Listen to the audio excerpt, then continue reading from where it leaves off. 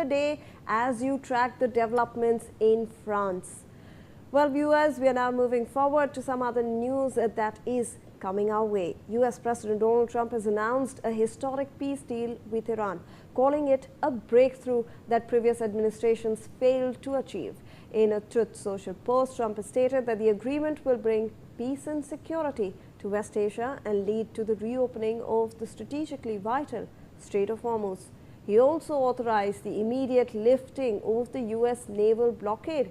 Iran's Deputy Foreign Minister Qasem Garibabadi has confirmed that a 14-point MOU will be signed in Switzerland on June 19th and said that Tehran will enter a 60-day negotiation period for a final deal only after verifying US commitments on ending hostilities, lifting the blockade and releasing assets. Now, this paves the way for resumed oil flows and de-escalation in the region.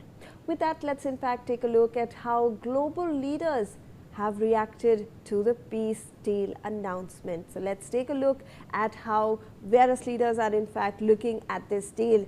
Emmanuel Macron, who is the French president, he said that this statement must enable the urgent and unconditional reopening of the Strait of Hormuz, which the international mission established with the United Kingdom is ready to support. So they are saying that the most critical point is the Strait of Hormuz. The resources are in place and ready to be deployed. The resumption of maritime traffic without restriction or toll is an indispensable condition for regional stability and the global economy. So Macron is in fact stating that they need a toll-free, restriction-free flow of traffic in the strait for regional stability. Let's look at how the Turkish President Erdoğan has in fact reacted to this peace deal. He has said that I view the agreement reached between the United States and Iran as an important development for establishing peace and tranquility in our region, and I welcome it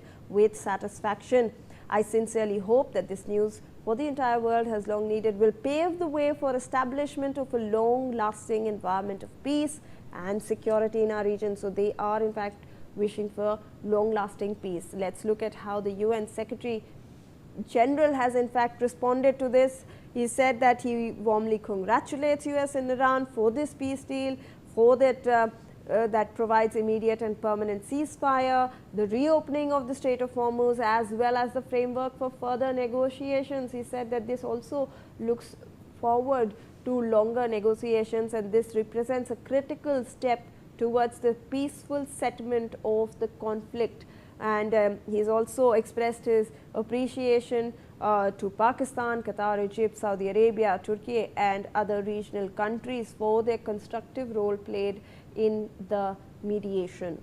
Let's also look at how UK Prime Minister Keir Starmer has reacted. He said that this is hugely important step forward in ending the war and ensuring regional stability and reopening the Strait of Hormuz, and he has obviously congratulated US President Trump and mediators from Pakistan, Qatar and whoever else have contributed to this breakthrough. Let's also look at how Pakistan Prime Minister Shehbaz Sharif has reacted to this.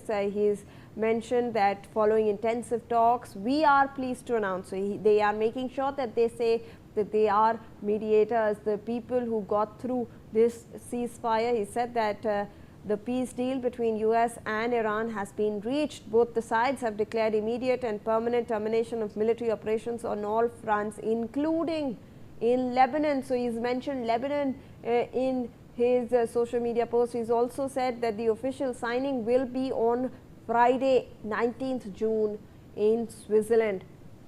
Let's also look at how the EU Council President António Costa has reacted to this. He's saying that I welcome the agreement just announced between Washington and Tehran. I look forward to an end to this costly war and to the full restoration of freedom of navigation in the Strait of Hormuz. So obviously they are all looking, all European nations are looking for a restoration of freedom of navigation in the Strait of Hormuz. Obviously he's commended the tireless diplomatic efforts of all those who made this deal possible. So those were some of the world leaders who in fact welcomed the peace deal. Let's look at some other developments coming to the fore. European Council President António Costa has welcomed the agreement between Washington and Tehran, expressing hope that it will bring an end to the ongoing conflict.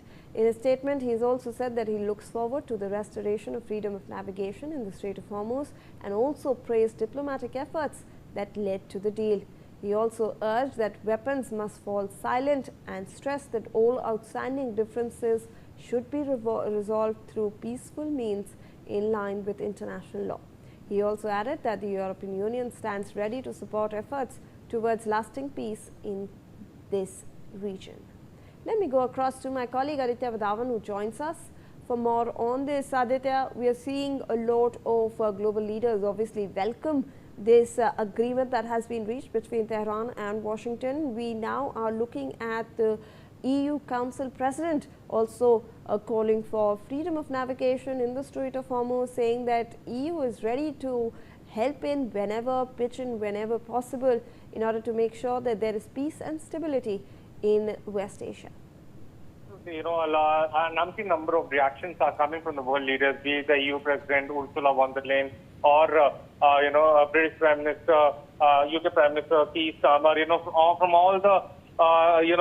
all the countries across the globe, be it the New Zealand Foreign Minister or, several other leaders of global importance, all are welcoming this US-Iran peace deal. And we have seen, during Shivani, how this conflict over the past 2.5 months has had specifically an adverse impact on the gas and oil markets.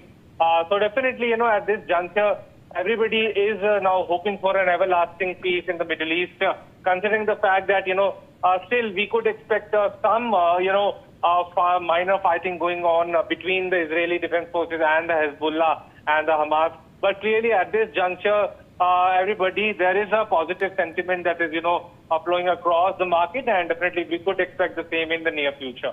Shivani. All right. Thank you so much, Aditya, for all those details. We are now moving on to some national news. TMC rebel